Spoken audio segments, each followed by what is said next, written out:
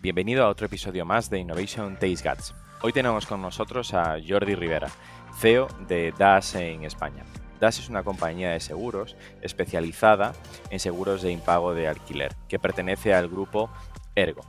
DAS lleva colaborando con startups desde el año 2014 y a día de hoy lo ve como una ventaja competitiva. De esto nos hablará Jordi, ¿no? También nos hablará de cuál es el foco de su innovación, centrándose en la experiencia que tienen los clientes, y también nos hablará de un proyecto que lanzamos juntos, Okify, y también conversaremos sobre la importancia de la cultura que él está trabajando con todo el equipo de DAS para orientar toda la organización hacia la innovación. Quédate y escucha el episodio de Jordi Rivera.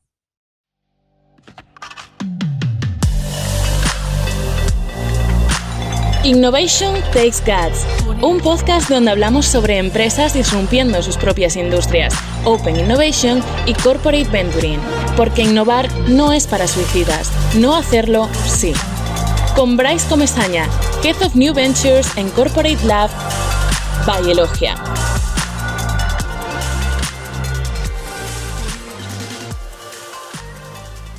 Hola Jordi, ¿qué tal? ¿Cómo estás? Hola, buenos días, Bryce. ¿Qué tal estás tú? Muy bien, muchísimas gracias por estar hoy aquí. Tenemos hoy a Jordi Rivera en el podcast Innovation Taste Guts, que es el CEO de DAS en España. Y mejor que te presente yo, mejor que lo hagas tú y que nos cuentes un poco quién es DAS y quién es Jordi. Bueno, DAS somos una compañía especializada en protección jurídica que nos dedicamos fundamentalmente a facilitar la vida a las personas, sean familias, consumidores y SMEs y autónomos, pequeñas empresas, en el sentido de todo el ámbito legal que en nuestro país y en la zona donde estamos, que es Europa, tiene la máxima regulación y la protección al consumidor, y eso lo requiere pues una regulación aparte extensa, que a veces el propio ciudadano y el propio usuario desconoce totalmente, y muchas veces lo que requiere es consultas, que nos dedicamos en un porcentaje elevado a facilitar o a guiar determinadas consultas que vienen desde el ámbito de la vivienda, el ámbito laboral, el ámbito, todos los ámbitos que una persona, una familia normal y un consumidor normal en España o las empresas, pequeñas empresas y autónomos se encuentran, ¿no?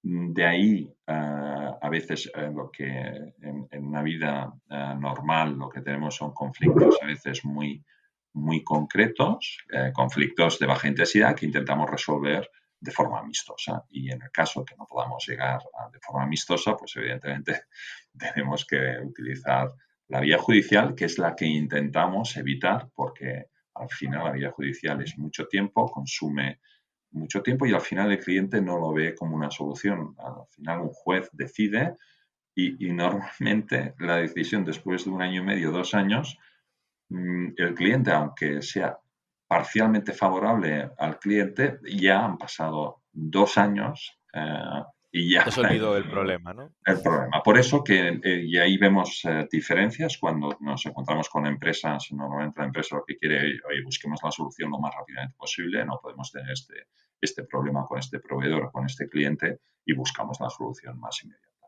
Dicho esto, nosotros nos hemos especializado en el ámbito del mercado de vivienda de alquiler, con una solución donde hemos intentado innovar. Yo creo que hemos conseguido innovaciones relevantes en este mercado, en la simplificación de los procesos, y nosotros somos miembros, somos parte del grupo Ergo, pero Ergo como empresa de seguros directo en Europa depende de Munich Re, por lo tanto un gran grupo, pero nosotros somos los especialistas en el ámbito legal. Vale. Y en España, que es el área que te corresponde a ti, ¿no? Si no me equivoco, ¿cuántos sois? O sea, ¿cómo es esta tipología de clientes? ¿Estáis más centrados, o sea, en particulares o empresas? Un poco más por entender, sobre todo, el segmento o quién es más das en España, ¿no? Para Sí. poder luego focalizar más sobre cuando hablemos de esta parte de innovación, etcétera. Sí, nosotros fundamentalmente, y ya los segmentos ya los he comentado, nuestros potenciales clientes, pero sobre todo es importante para entender nuestro modelo de negocio que está soportado en la distribución tradicional a través de mediadores de seguros en un 65% y en un 35, 60-40, depende de los años. Estamos con partners que son otras compañías donde nosotros les ofrecemos la cobertura add-on o específica en sus ramos principales, como puede ser el seguro el seguro de vivienda, el seguro de comunidades, el de empresas, etcétera. Nosotros la cobertura específica de protección jurídica la ofrecemos. Seríamos una white level en ese aspecto. Hacemos nosotros como DAS, por lo tanto tenemos clientes que son compañías del sector, tenemos los mediadores, que son los que nos distribuyen tanto a clientes finales como familias o como pueden ser las pequeñas y medianas empresas y los autónomos. Dicho esto, nuestra dimensión, somos una empresa que tenemos las operaciones, somos unos 122, 23 personas. Estamos ofreciendo el servicio en toda España, absolutamente, dado que al tener no solo mediadores en toda España, sino además las compañías generalistas que tenemos como clientes, ellos tienen también los clientes en toda España. Estamos hablando de que en directo nosotros tenemos unos 130.000 clientes y en reaseguro a través de las operaciones de partners gestionamos más o menos 2 millones de riesgos que son clientes de estas entidades. Esto es más o menos en cuanto a dimensión. Vale. Y dentro de tu experiencia dentro del sector, o sea, ¿cuántos llevas dentro del sector asegurador? ¿Y crees que es un sector que ha innovado durante los últimos 5 años? ¿O cómo lo has visto tú los últimos 5 años o 10 años hacia atrás? Bueno, yo llevo casi toda mi vida en el sector profesional. Bueno, de hecho, mi vida ha sido un salto entre bancas, seguros, compañías de vida, compañías de salud, compañías de no vida y ahora compañías de protección legal. Refiriendo a los últimos, realmente ha habido un cambio de percepción en el sector. Tenemos que decir que el sector asegurador es uno de los sectores en el ámbito financiero muy regulado. Y realmente esa regulación también y esa forma de gestionar, al ser nosotros en teoría especialistas en la gestión del riesgo, también tenemos una cierta adversión al riesgo. Eso también es una realidad. Dicho esto, en los últimos 5 años el sector ha pivotado en cuanto a la innovación porque al principio había como una posición de ver la innovación foránea por parte de las nuevas startups, que en España el fenómeno ha crecido mucho más tarde o ha aparecido de una forma más tardía que en otros países de Europa y evidentemente que Estados Unidos, pero además las fintechs han ido por delante de las insurtechs. Es decir, ahí sí que ha habido una evolución mucho más rápida en el sector financiero, gracias también a la nueva regulación de la PSD2, es decir, del Open Banking, que ha facilitado la aparición de soluciones muy dentro de la cadena de valor de las entidades financieras, ¿no? Con operaciones muy concretas en el scrapping legal de información, de agregadores de información, tanto en gestión patrimonial. Por lo tanto, ahí ha habido una evolución. Lo comentaba en el sector asegurador es que al principio se veía como enemigos, ¿no? Estos vienen a competir con nosotros, etcétera. Bueno, esto duró muy poco. La realidad es que... Y ellos también lo veían como que igual venían a matar a las aseguradoras, ¿no? O sea, es decir, o sea, que Bueno, estas eso nuevas insurtech, o sea... sí, o sea, yo no sé si a matar, pero sí viendo que podían ser potenciales competidores no regulados. Es decir, lo que molestaba o lo que, más que molestar, ¿no? Lo que podía preocupar es que apreciesen lo que pedían el sector, es que los nuevos jugadores estuvieran también regulados, es decir, no con diferentes regulaciones. De hecho, las insurtechs aparecen con una figura tremendamente regulada, como son los corredores de seguros, y por lo tanto no había... Lo que pasa es que una innovación que es entrar en la distribución, porque realmente uno de los aspectos más relevantes de la InsurTech es cómo ofrecer soluciones mucho más sencillas, directas y simples a los clientes finales, ¿no? Y entonces esto, evidentemente, con plataformas digitales que han ido apareciendo, se ha podido facilitar esa forma de nuevo planteamiento como asegurador. De hecho, lo que está ocurriendo, y cada vez más rápido, es que en nuestro sector, y una de las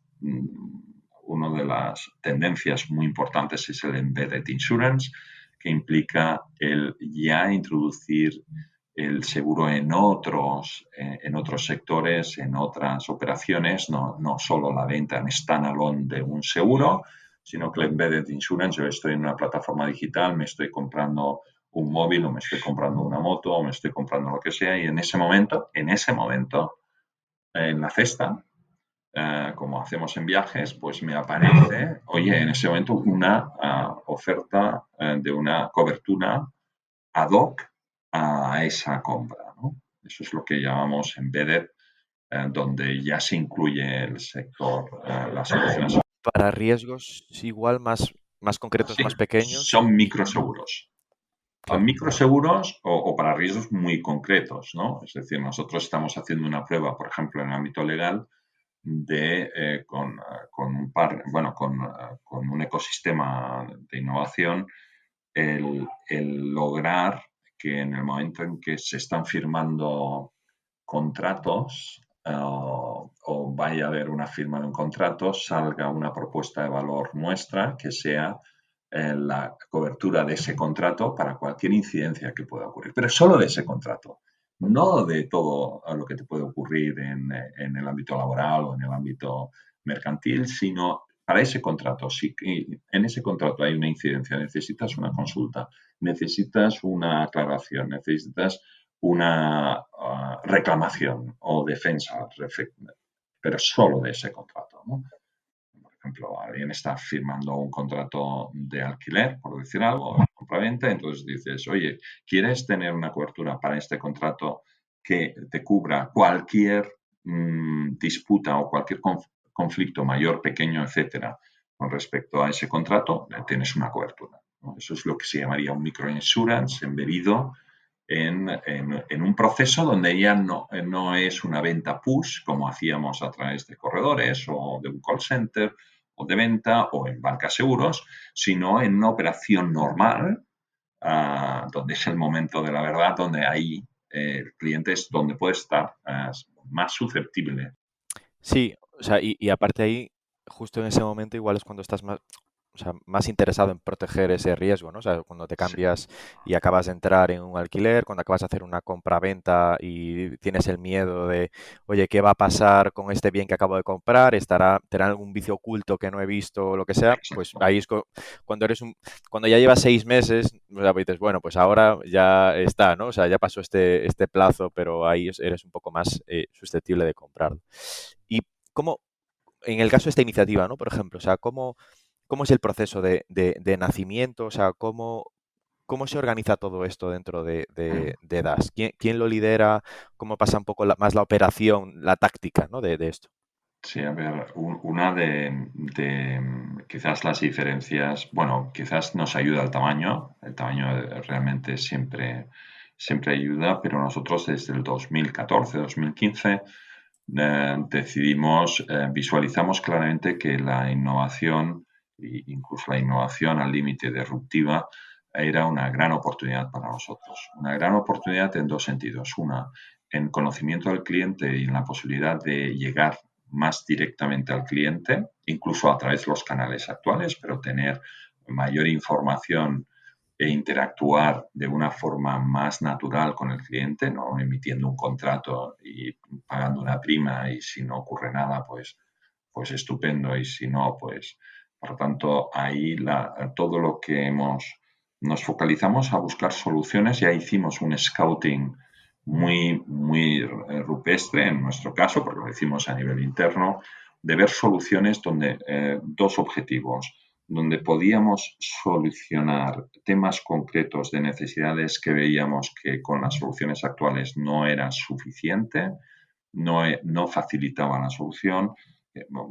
Muchas veces era mejorar no el proceso, sino la forma de dar la solución.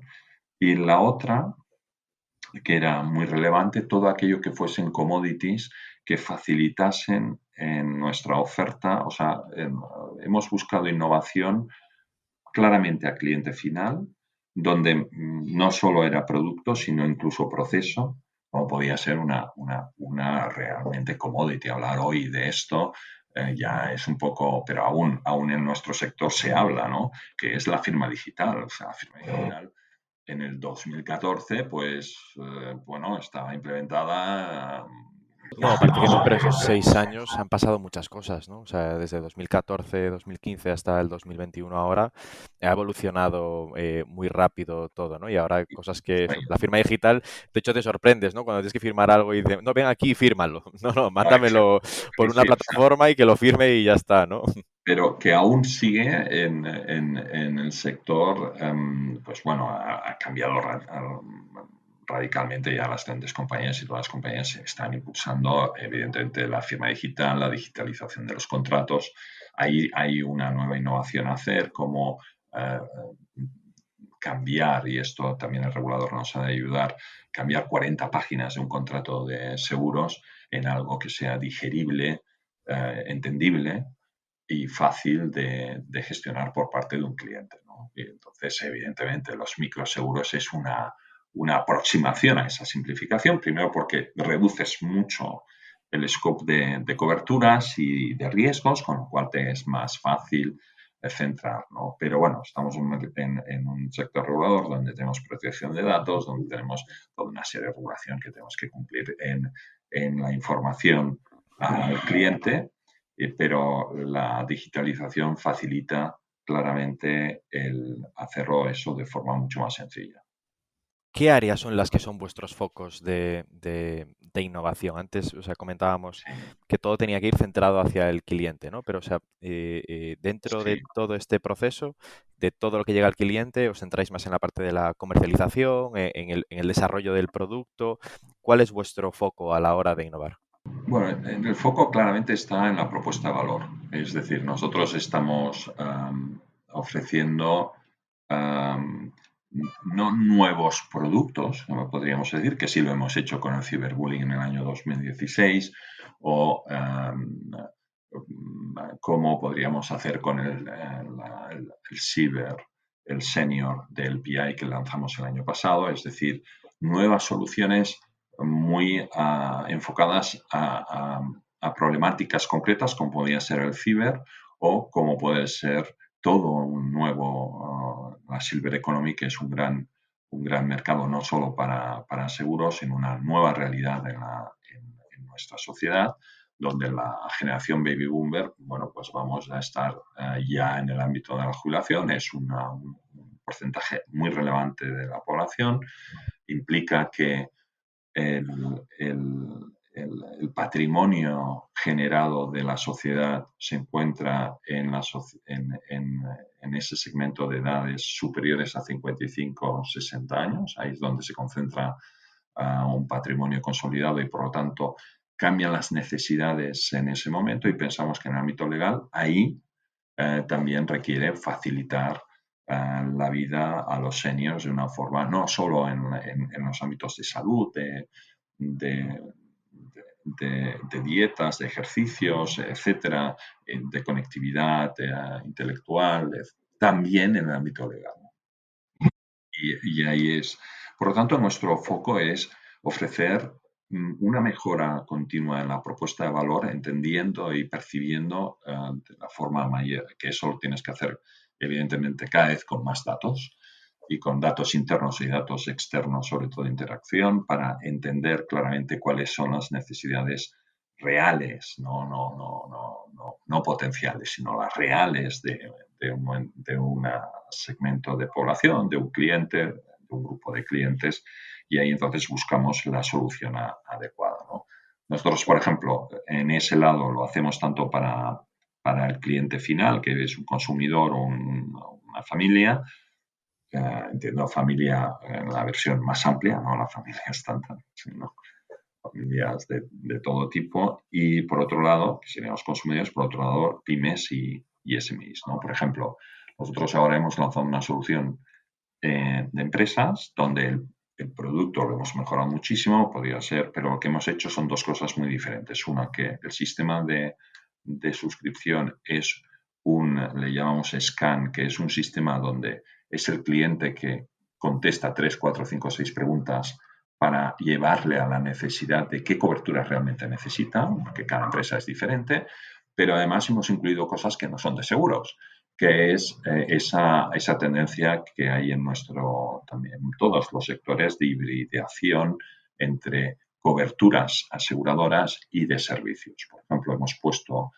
a las pymes la posibilidad de tener acceso a todas las ayudas y demás que pueda haber de subvenciones, ayudas, los movemos todo un facilitador, donde eso es un servicio, no es una cobertura, igual que otros servicios que sí lo metemos como cobertura, que hemos incluido, que es que es un tema importante para tanto autónomos como para pymes, que es la reclamación de facturas. Entonces ellos dicen, oye, a mí me das una cobertura, que no entiendo, pero yo tengo este pain y esta necesidad de facilitarme que puedo tener acceso a ayudas en estos momentos y sobre todo con lo que viene con los Next Generations, pues bueno, eso es relevante en estos momentos, ¿no? Son ejemplos de donde hemos integrado soluciones de fuera, que son soluciones de startups concretas, donde las hemos integrado en la propuesta de valor. ¿Cómo fue este proceso de trabajar con estas startups, ¿no? O sea, ¿cómo una startup quiere empezar a trabajar con vosotros? ¿Qué hace? ¿Ya va a vosotros? ¿Hacéis vosotros acciones para que vengan, o sea, y llamar la atención? Sí, hacemos.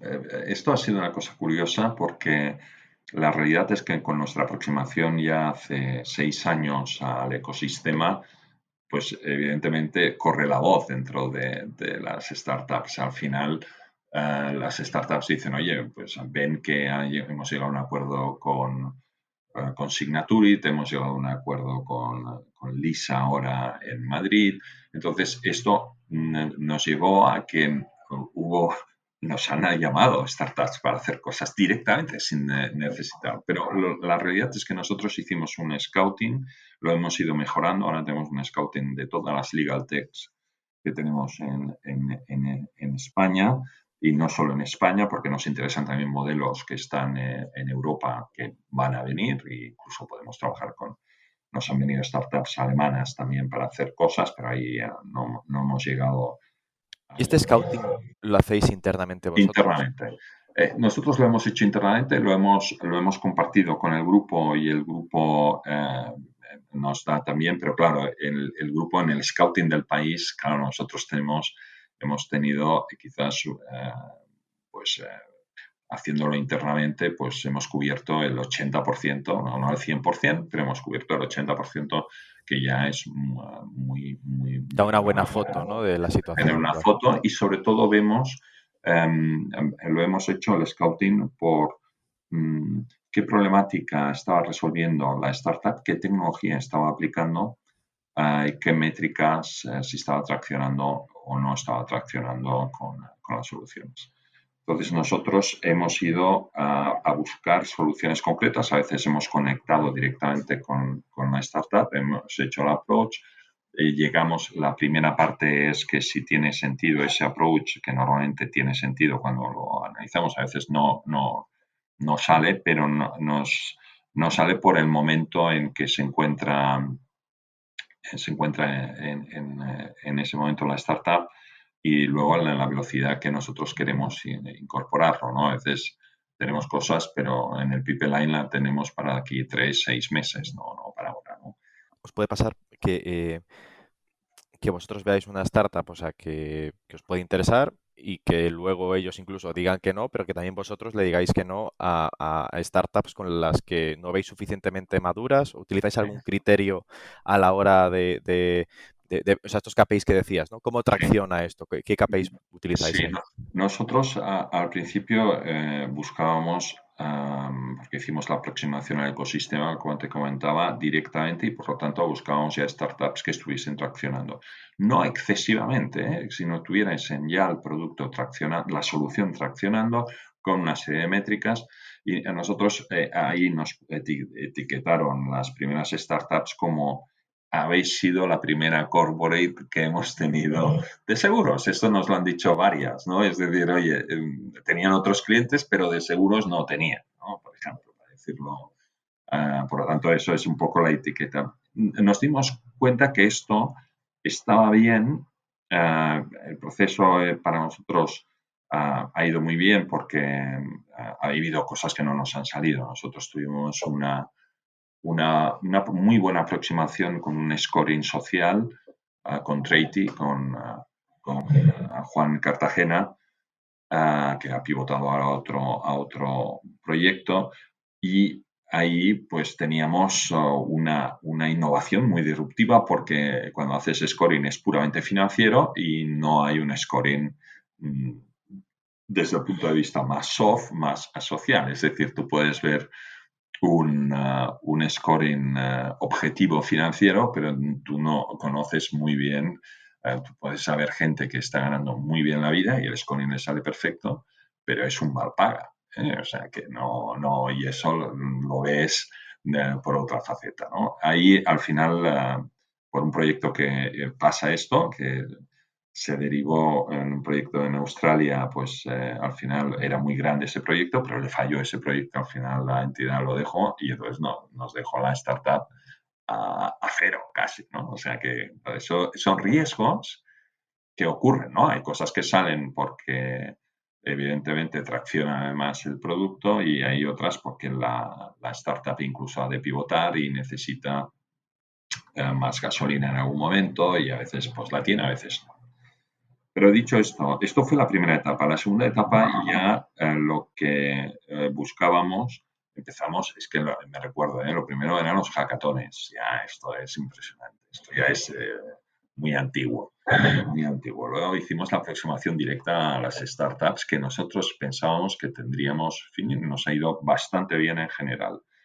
Pero también queríamos entrar en una fase donde ahora hemos entrado, que es en un poco early stage, es decir, oye, hagamos aceleración de startups de una forma, no para tener el 100% de esas startups vinculadas a nosotros, sino acercarnos más al ecosistema emprendedor en un early stage donde hay mockups y hay soluciones, pero no son suficientemente maduras. Algunas sí, pero que necesitan un periodo de aceleración, que por eso lanzamos este año, en junio lanzamos en julio el DAS Innovation Lab, con ese objetivo de tener ese acercamiento a los emprendedores, pero no con el objetivo de aplicar esas soluciones 100% a nuestro negocio, sino de incorporar mentores, equipos nuestros en esa aceleración y por lo tanto el ver, integrar visiones de emprendedores de fuera con los equipos internos que hacen innovación dentro de la compañía, y un poco enriquecer las visiones para temas de legal tech, temas de insurtech o PropTech. O sea, un poco más para apoyar esas fases de arranque de estas Sí. startups, ¿no? Y vosotros aquí, en este programa en concreto, ¿participáis después en el capital de las compañías? O sea, Tenemos, ¿hay tenemos intención la de opción. hacerlo? Tenemos la opción, es decir, muchas veces, ¿sabes? Yo creo que lo mejor, y esto es a veces es crítico decirlo, pero yo creo en el bootstrapping. Es decir, yo creo que en la generación de caja. Es decir, Me parece muy bien las rondas de financiación y la financiación, pero lo que a nosotros, y desde mi punto de vista es relevante, es que la startup genere caja, no desde el primer día, pero que genere caja, ¿no? Y que haya una generación de caja. Que sea necesario incrementar esa generación de caja con unas ciertas inversiones, no digo que no, pero hemos visto casos donde la fase inicial de crecimiento se han apalancado, y hay unas cuantas, exactamente con la captación de clientes, los ingresos, y sí, luego llega un momento y dices, oye, necesito hacer un salto internacional, necesitaría pues una... Entonces ahí se puede entender, pero el empezar con un PowerPoint y pedir financiación con un PowerPoint, mi opinión, por ahí no vamos. O sea, yo no creo en esos modelos. No, hay formas de hacerlo, ¿no? O sea, dependerá también del tipo de producto, o sea, de si es más tecnológico o no, pues igual Exacto. necesitas hacer ese desarrollo inicial y para eso sí que lo necesitas, pero en otros modelos que igual están apoyados más en distribución o en la comercialización, es fácil o se puede hacer más bootstrapping ahí, ¿no? Y poder llegar a a generar esos ingresos, ¿no? Que demuestren tracción y que Sí, también a ti como emprendedor te va a venir mucho mejor a la hora también de negociar una valoración o de exacto. justificar la inversión en tu proyecto, ¿no? Entiendo que esto también lo haces para, esta filosofía también la aplicas para tu equipo de innovación, ¿no? Sí. O hay un presupuesto concreto extenso para que la gente No, de DAS pueda no, innovar. realmente, y esto yo creo que es una visión que he compartido con todo el equipo, para mí la organización no, y es normal, ¿eh? En grandes corporaciones no puedes decir que todo el equipo innova. Yo creo que sí. Yo creo que toda la organización ha de estar involucrada en el proceso de innovación. ¿Por qué? Porque todo el equipo que tenemos en operaciones que está tratando cada día clientes, clientes y clientes, es el que tiene más conocimiento de cuáles son los pains de nuestros clientes, cómo pueden mejorarse, cuáles son las necesidades que aparecen en las conversaciones que tienen con los clientes, ¿no? Desde puramente el equipo que está en operaciones a los equipos que están en el ámbito de desarrollo tecnológico, en el ámbito de oferta, en todo. Para mí, la organización ha de estar involucrada 100% en el proceso de innovación.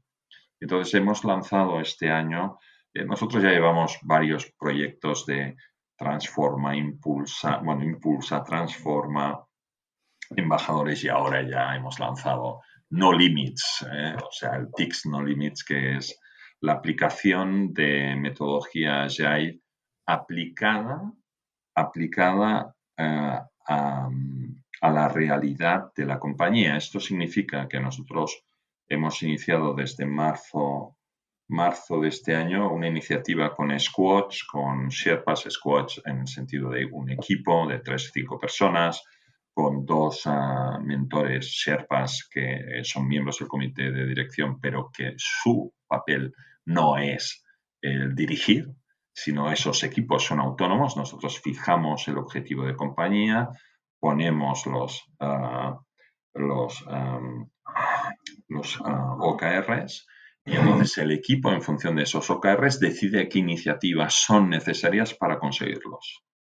Evidentemente, con un feedback con los Sherpas. Y 3 meses para lograr esos objetivos. La primera evolución, lanzamos 3 y nos costó más de 3 meses porque lo lanzamos en abril y teníamos que acabar en junio, julio, y nos pilló vacaciones y lo hemos acabado en septiembre. Y hemos iniciado ahora, desde octubre, otros 3 squads más, y mi idea es ya generalizarlo en toda la compañía a partir del Pero 2020. esos objetivos están centrados en la parte de innovación o en toda la operación en general de DAS. O sea, ¿solo Está para innovar o en general? Está en toda la operación. Considero que la Vale. innovación pega tanto en propuesta de valor como en procesos, como en eficiencia. La innovación en toda la cadena de valor de la compañía tiene impacto. Entonces, ¿dónde buscamos esa innovación? donde tenga mayor impacto, fundamentalmente para los clientes. Entonces puede haber propuesta de valor, pero luego el servicio que tenemos que dar, que es la propuesta de valor también, no solo la solución en cuanto a coberturas, etcétera, sino cómo le damos el delivery de ese servicio, también es innovación, porque si lo podemos digitalizar, si lo podemos facilitar, evidentemente es mucho más eficiente la operación, mucho más el cliente lo percibe con agilidad y por lo tanto con una satisfacción mayor. Súper interesante, o sea, porque al final terminas orientando la organización al cliente, a Sí. la innovación, pero centrada Siempre aplicada al cliente. en el cliente, ¿no? Entonces, o sea, para vosotros esta innovación tiene que centrar en el cliente y entiendo que al final el OKR este que comentabas va a ser facturación, ¿no? O sea, facturación No, hay varios, ¿no? Evidentemente al final tenemos el top line y el bottom line, pero también para nosotros muy importante es satisfacción del cliente.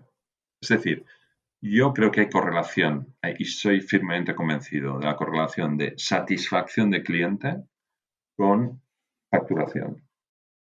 Es decir, retenemos más, se nos cae menos la cartera, nos es más fácil porque el boca a boca a través de los corredores es, oye, que funcionan muy bien, los clientes los tengo muy contentos, pues por lo tanto creces más, ¿no? O sea, esto es clarísimo. Pero en el fondo es cómo conquistar al cliente. Si conquisto al cliente, conquisto al mediador, conquistamos al canal de distribución y es el cliente el eje. Por lo tanto, es la innovación gira sobre el cliente.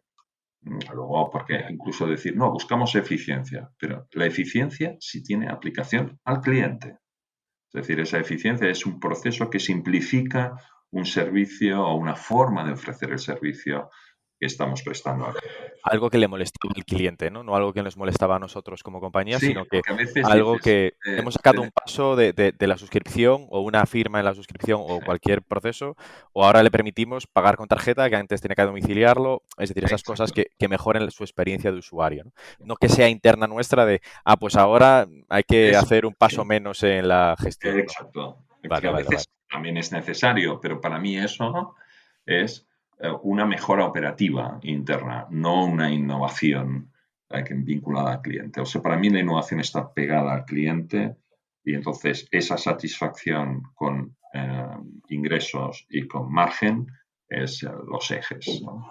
Por ejemplo, nosotros hemos hecho una cosa muy, muy interesante que es introducir inteligencia artificial a través de una startup que nos ha permitido generar algoritmos, modelos de forma espectacular, 70 modelos, que eso requeriría tener no sé cuántos actuarios matemáticos en la compañía, eso es inviable para nuestra dimensión y gracias a la utilización de esta solución hemos podido generar de esos 70, la propia aplicación te ayuda, porque además es transparente, no es una black box, te permite además seleccionar los 3 últimos y de los 3 últimos tú puedes coger, al final decidir tú este modelo, lo puedes tunear, por lo tanto el algoritmo tú lo puedes ver y como todo necesitas un año para ver cómo la carga de datos, no un año, lo vimos que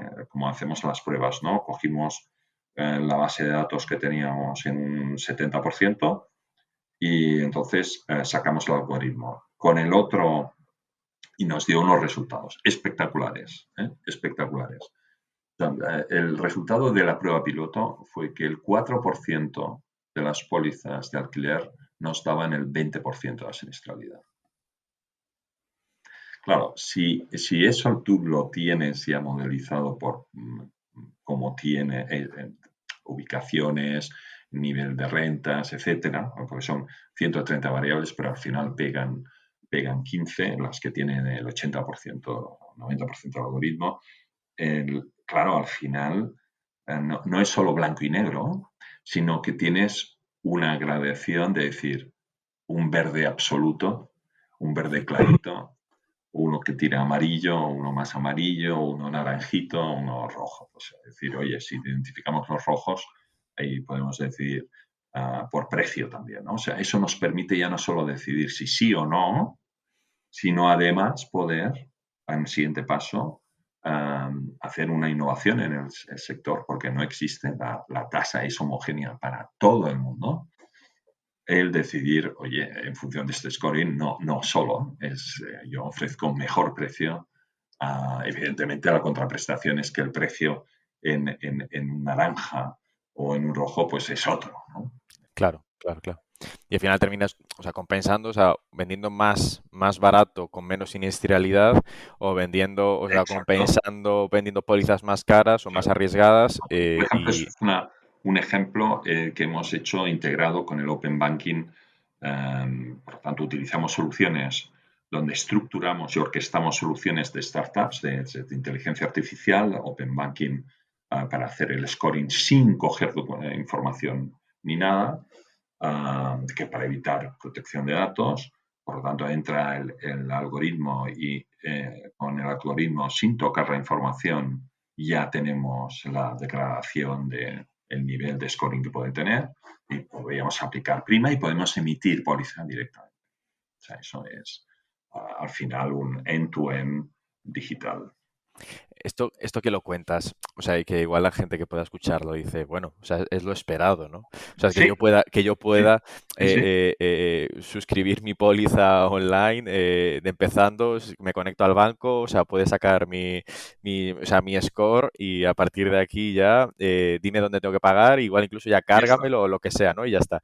Lo que es en realidad, o sea, es una innovación muy grande porque o sea, estos últimos años, o sea, eso ha crecido, ha evolucionado muy rápido. O sea, en otras compañías, o sea, y por poner un poco más de contexto de lo innovadores que sois, ¿no? En otras compañías estos procesos llevan años atascados intentando poder hacer un pago con tarjeta, ¿no? O pudiendo, ya no te digo ni el Open Banking y conectar. Por eso creo que sois muy innovadores en este sentido. Yo te lo agradezco, pero yo creo que ya muchas compañías se están poniendo las pilas. Es decir, yo creo que hay una tendencia de aceleración porque el cambio es tan disruptivo y ahora nos viene una oportunidad al sector de disrupción total que es el Open Insurance, ¿no?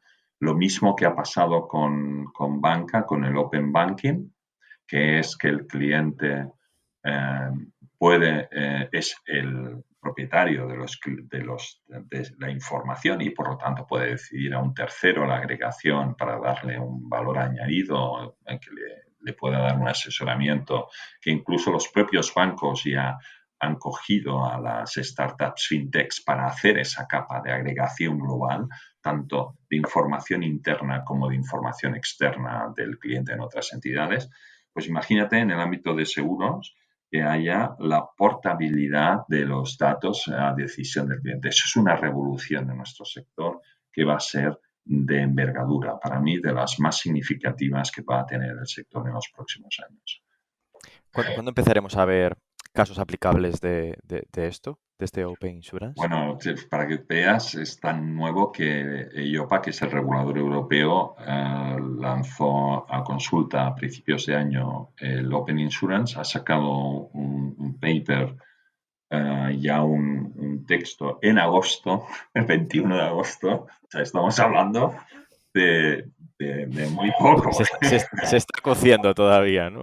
No, pero que ya indica en ese documento, ya indica muy claramente por dónde va a ir. Luego va a haber matices, ¿no?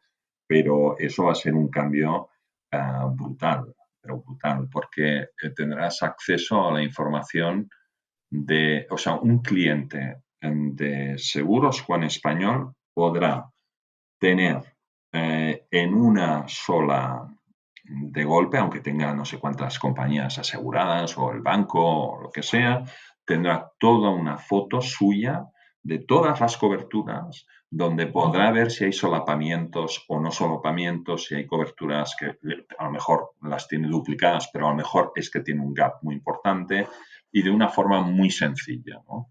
Como esto lo han hecho las fintechs que como empezaron como agregadores, después de agregadores lo que han hecho es hacer transacciones, ¿no? O sea, ese es el cambio, ya no solo ofrecen la información, sino permiten transaccionar con esa información con el cliente. ¿Hubo alguna startup intentando hacer algo parecido a esto, ¿no? O sea, de que tú subías tu póliza, todas las pólizas que tenías asociadas y al Sí, final terminabas tal. Pero al final, claro, como pero todo, ¿no? El timing es muy importante y la regulación en este sector es muy, muy relevante. O sea, es algo que está muy, muy controlado. Oye, Jordi, y por ir terminando, cuéntanos sobre Okify. ¿Cómo es vuestra relación con ellos? O sea, ¿qué representa para vosotros dentro ahora de DAS? Spotify realmente ha sido otra aproximación que hemos hecho al Open Innovation. Y ahí lo que iniciamos un proyecto de buscar una solución integral, no, mucho más amplia que es puramente la del seguro de impago, por lo tanto la de un prestador de servicios donde el cliente tenga no solo una solución parcial, sino una solución global de servicios en cuanto a la gestión de los servicios, de la vivienda, la luz, el agua y demás cuando hay cambios de inquilino, el scoring, el aseguramiento no solo de la renta, sino incluso de la vivienda. Por lo tanto, y entonces ahí vimos claramente que eso requería que la solución fuese externa y que estuviesen llevada por emprendedores. Así fue. Y la realidad es que al principio con Okify tengo que reconocer que el equipo ha sido un equipo es un equipo muy luchador y ha pivotado muy bien la operación porque empezaron viendo el tema de seguros. El tema de seguros ya, evidentemente, un mercado maduro como es el de vivienda estaba ya muy, muy copado. Pivotaron rápidamente al ámbito de servicios y la realidad es que están teniendo unos ingresos regulares mensuales muy, muy aceptables, más que aceptables. Yo creo que para felicitarles porque están ya a unos niveles que yo pensaba que les costaría un año más y lo están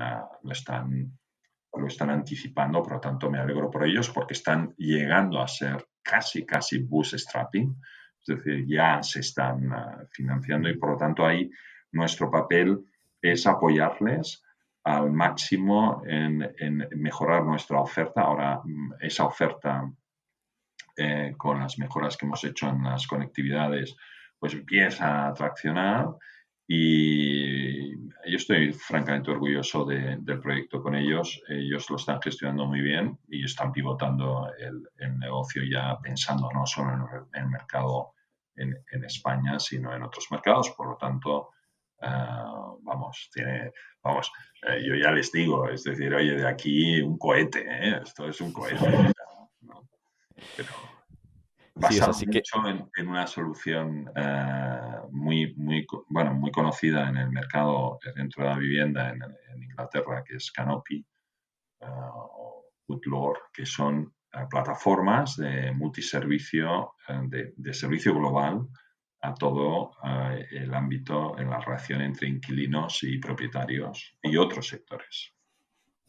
estaría, eh, eh, eh, o sea, estaría bien también saber, o sea, cómo es o sea, este proceso de velocidad, ¿no? O sea, de si con ellos es suficientemente rápido o en general, o sea, con las startups, está siendo suficientemente rápida la colaboración. Y lo digo por eso que decías de esta integración. Hemos digitalizado un proceso y ahora vamos a ser capaces de mejorar un poquito, Sí, ¿no? O sea, no, esto...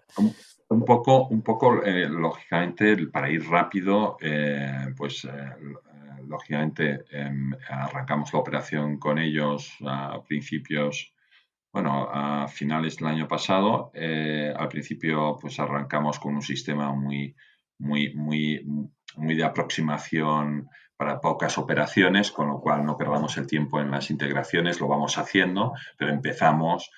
Pero al final te das cuenta que las expectativas del cliente es que el cliente quiere ya tener, si ya empieza, quiere tener rápidamente la respuesta. No, no, no. Entonces eso les creaba un cierto pain y nosotros lo entendimos, aceleramos todo el proceso de integración de plataforma y al final ahora depende más de la competencia en el mercado. Es decir, tenemos una muy buena solución, ellos tienen muy buen servicio muy servicio, y la clave en este mercado es tener esa relación. En nuestro mercado, lógicamente, los APIs tienen una presencia muy importante en las agencias, por lo tanto, el tener mayor número de agencias conectadas a sus soluciones es la línea de crecimiento y en eso está.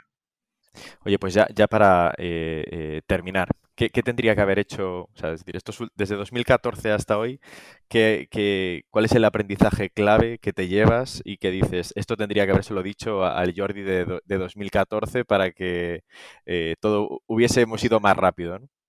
Pues el primero, y claro, yo creo que es la conclusión definitiva, es que la innovación no puede ir por departamentos ni puede ir aunque el CEO, como en este caso yo mismo, pueda pensar, oye, esto lo veo clarísimo. Tienes que es importante que el CEO apoye la innovación, eso va por delante, pero él lo ha de ser trasladado a toda la organización. No creo que la innovación sea puramente de un departamento, de un ámbito y demás. Lo puedo entender si es para extenderlo luego, ¿no? Y entonces mi aprendizaje es que yo hubiera tomado la decisión del no limit, quizás, no voy a decir 4 años antes, porque tampoco, pero a lo mejor 2 añitos, 3 añitos podría haber sido. Tampoco es tanto tiempo. Pero sí. O sea, te das cuenta que tienes que realmente la innovación es un cambio cultural relevante. Es decir, no es un proceso, es un cambio de cultura en las organizaciones.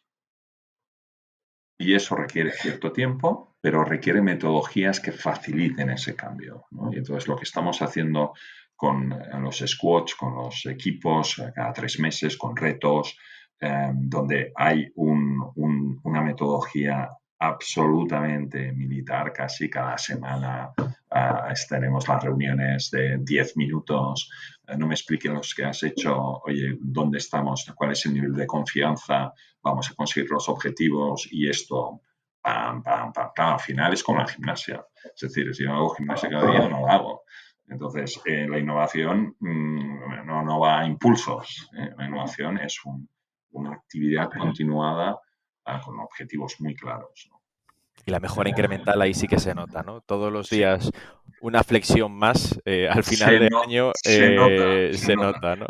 Y me quedo con unas cosas que me siento realmente orgulloso, aparte de los resultados, es que los equipos han visualizado y sobre todo cuando dicen se sienten contentos, te diría que incluso les ha sorprendido visualizar que estaban trabajando en una compañía y que gracias a esta aproximación transversal de toda la compañía conocen a más gente, conocen visiones diferentes y conocen a la compañía o entienden los procesos de la compañía que es más complejo que no solo mi actividad en mi área y demás. Por lo tanto, 2 cosas. Uno, los mejores embajadores de este cambio cultural son los que ya están llevándolo a cabo y son los transmisores de esa energía y de esa, vamos a decir, empoderamiento a los demás, con lo cual lo ven, bueno, cansados, sí, porque claro, aquí no es que me dedique solo a innovación, aquí nos dedicamos a innovación y seguimos con operaciones, y eso es complejo en las organizaciones porque tenemos las operaciones, pero yo no tengo un equipo exclusivo para dedicarse a la innovación. Hay organizaciones más grandes que yo creo que respeto absolutamente esa aproximación. Ojalá tuviese los recursos para dedicar, pero creo firmemente en que la organización en su totalidad ha de participar en la innovación. Súper interesante este aprendizaje desde 2014, Jordi. Muchísimas gracias por tu tiempo. Nos hemos pasado un poquito, pero te lo agradezco un montón porque creo que ha sido muy interesante. Muchas gracias, Jordi. A ti, te lo agradezco a ti y hasta la vista. Hasta luego, Jordi. Muchas gracias.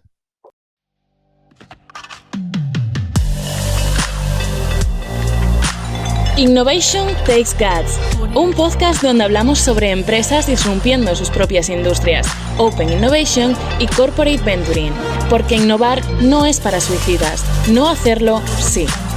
con Bryce Comesaña, Head of New Ventures en Corporate Lab by Elogia.